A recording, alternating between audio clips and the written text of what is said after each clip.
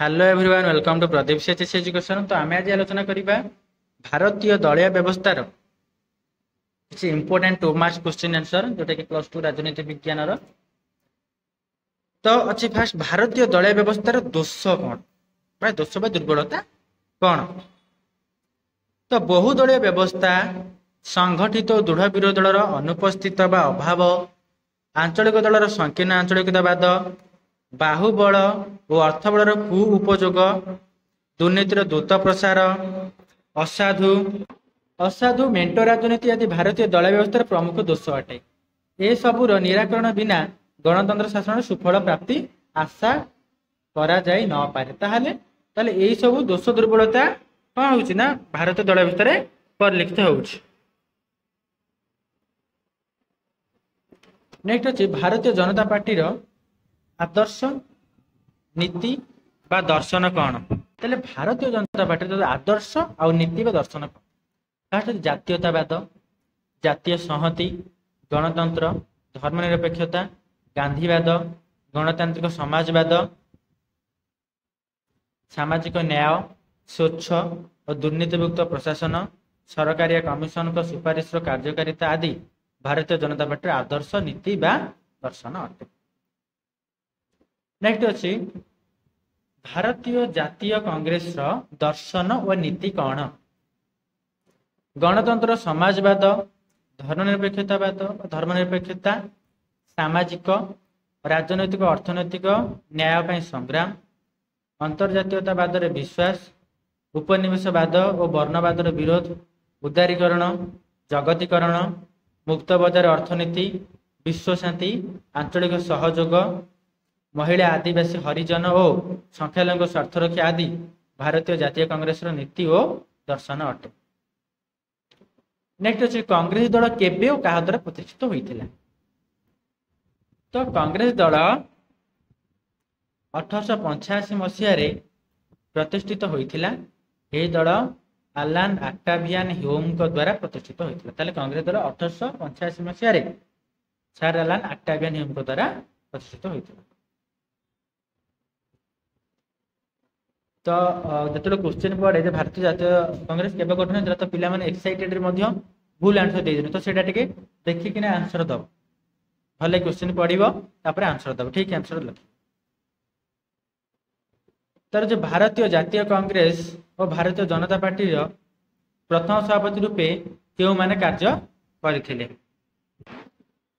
भारतीय जातीय कांग्रेस प्रथम सभापति रूपे श्रीयुक्त उमेश चंद्र बनर्जी और भारतीय जनता पार्टी प्रथम सभापति रूपे श्रीयुक्त अटल बिहारी वाजपेयी कार्य करथिले। ताहले कांग्रेस रोचन उमेश चंद्र बनर्जी और जनता party Bharatiya Janata party होचन Atal Bihari Vajpayee. Next अछि भारत रे जातीय दलर उदाहरण दियो। तो भारत रे अनेक गुटे जातीय दल अछि। भारतीय जातीय कांग्रेस, भारतीय जनता पार्टी, भारतीय कम्युनिस्ट पार्टी, मार्क्सवादी communist party, Bahujan Samaj party आदि भारत मुख्य जातीय दल अटे। नेक्स्ट अछि भारत रे प्रमुख आंचलिक दलर उदाहरण दियो।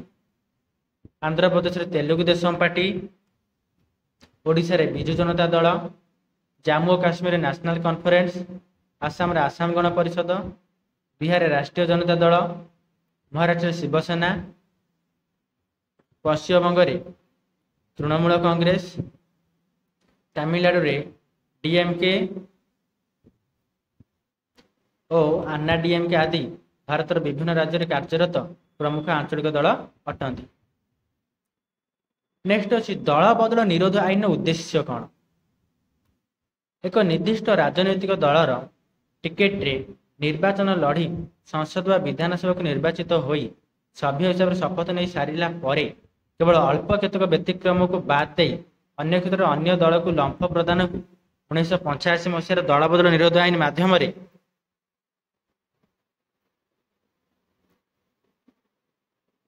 बारण करा जायछि। तो नेक्स्ट अछि मेंट बा मिलित सरकार कौन। भारत में प्रचलित बहुदलीय व्यवस्था रे गोटे निर्दिष्ट दल लोकसभा किंबा विधानसभा निर्वाचन रे एकक संख्यागरिष्ठता हासिल करि न पारिबा परिस्थिति रे एकाधिक राजनीतिक दल सर्वनिम्न कार्यक्रम आधार एकत्र होई सरकार गठन कले ताहाको मेंट बा मिलित सरकार कुहा जाए। तार अछि जातीय दल काहा कुहा जाए। जदि गोटे राजनैतिक दल लोकसभा साधारण निर्वाचन रे प्राप्त मोट काए भोटर 6% भोट 4 गोटी किंबा अधिक राज्य प्राप्त होता है किंबा अति कम रे 3 गोटी विभिन्न राज्यर लोकसभा आसन 2% आसन जीति थाए तेबे ताहाकू जातीय दल कहा जाए।